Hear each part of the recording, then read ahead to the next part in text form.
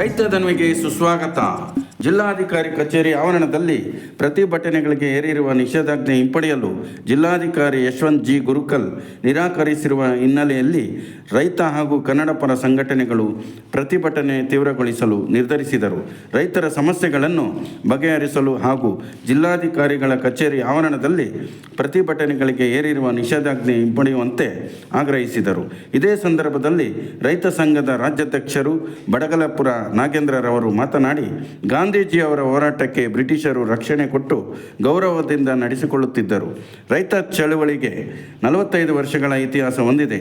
ಗಾಂಧೀಜಿರವರು, ಅಂಬೇಡ್ಕರ್ ಅವರ ತತ್ವಗಳನ್ನು ನಾವು ಒಪ್ಪಿಕೊಂಡಿದ್ದೇವೆ. IAS IPSಗಳು ಸಾರ್ವಜನಿಕರ ಸೇವಕರು.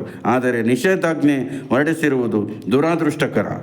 1 ವಾರದೊಳಗೆ ನಿಷೇಧಾಜ್ಞೆ ಹಿಂಪಡೆಯದಿದ್ದರೆ ಉಸ್ತುವಾರಿ ಸಚಿವರಿಗೆ ಹಾಗೂ ಮುಖ್ಯ ಕಾರ್ಯದರ್ಶಿಗೆ ಪತ್ರ ಬರೆಯಲಾಗುವುದು. ಇದೇ ಪರಿಸ್ಥಿತಿ ಮುಂದುವರೆದರೆ ವಿಧಾನಸೌಧ ಚಲೋ ನಡೆಸಲು ಚಿಂತನೆ ಮಾಡಲಾಗುವುದು. ಇದೇ ಸಂದರ್ಭದಲ್ಲಿ ಮಾತನಾಡಿದ KRS ಪಕ್ಷದ ಮುಖಂಡರಾಗಿರುವ ಪ್ರಕಾಶ್ ಹೊಸದುರ್ಗ, ರೈತ ಸಂಘದ ಪದಾಧಿಕಾರಿಗಳು ಭೇಟಿಗೆ ಹೋದಾಗ ಜಿಲ್ಲಾಧಿಕಾರಿ ಸಂವಿಧಾನ ಪುಸ್ತಕವನ್ನು ಎಸೆದು ಅಗೌರವ ತೋರಿಸಿದ್ದಾರೆ. ಈ ಕುರಿತು ರಾಮನಗರ ಪೊಲೀಸ್ ಠಾಣೆಗೆ ದೂರು ಕೊಡಲಾಗುವುದು ಎಂದು ತಿಳಿಸಿದರು. ಈ ಹೋರಾಟದಲ್ಲಿ ಕರ್ನಾಟಕ ರಾಜ್ಯ ರೈತ ಸಂಘದ ಮುಖಂಡರುಗಳು, ಪದಾಧಿಕಾರಿಗಳು ಭಾಗವಹಿಸಿದ್ದರು.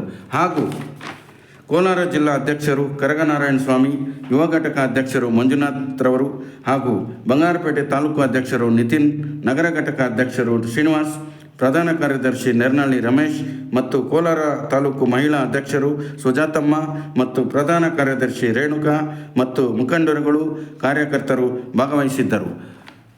ಇಂತಿ ನಿಮ್ಮ ಶ್ರೀನಿವಾಸ್, ರೈತ ಧ್ವನಿ.